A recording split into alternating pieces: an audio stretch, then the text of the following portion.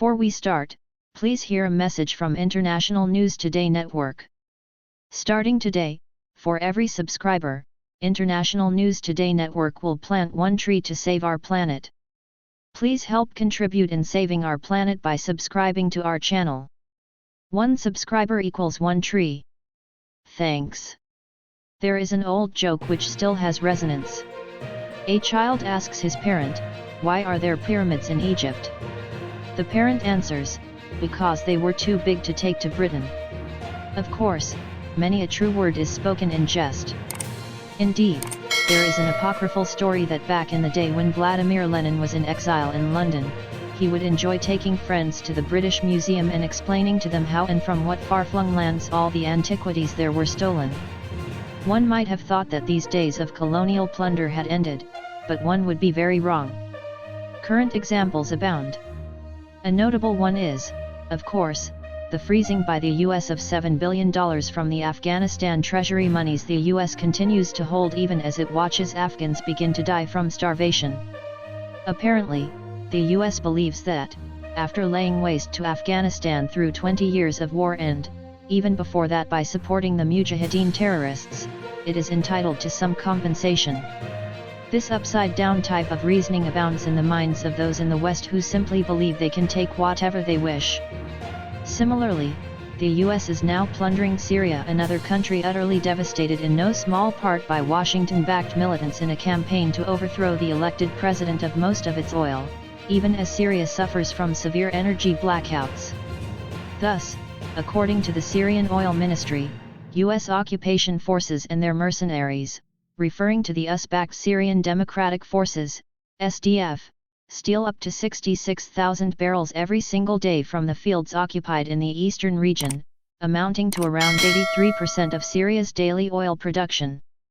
According to the ministry's data, the Syrian oil sector has incurred losses of about $105 billion since the beginning of the war until the middle of this year as a result of the US oil theft campaign.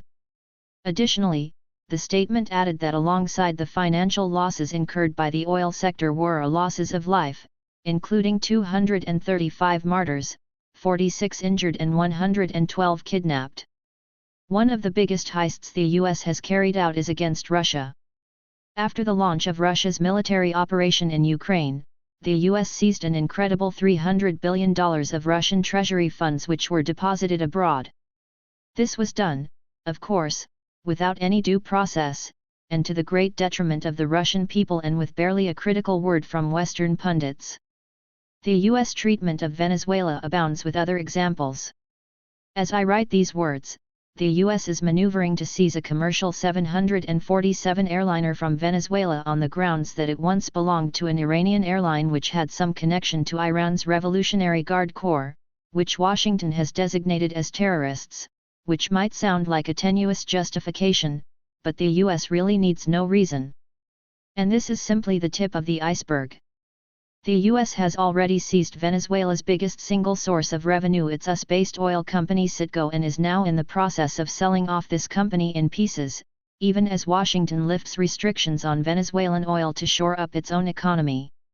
The UK, meanwhile, has decided to keep over $1 billion in gold which Venezuela naively deposited in the Bank of England for safekeeping.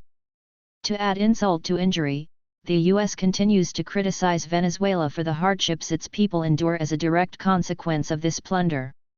Meanwhile, the US continues to persecute Colombian businessman Alex Saab for trying to obtain food and medicine for the Venezuelan people, denied such amenities by US sanctions.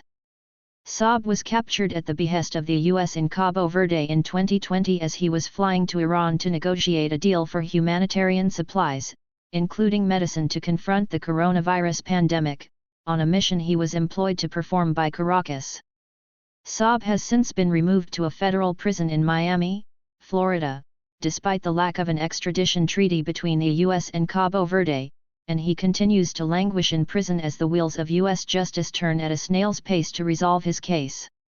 In short, not only has the US freely stolen from Venezuela, but it is also going to great lengths to stop those who try to acquire the basic necessities for the Venezuelan people. All of this illustrates that colonial habits die hard, and the US is always ready to turn to the tried and trusted traditions of plunder, whether to dig itself out of one of the worst economic crises in years, or to coerce other nations to serve its own geopolitical interests. The fact that the US is allowed to get away with this demonstrates that in the Washington-imposed rules-based order, rule of law is nothing but a tool employed by the mighty to keep the weak down.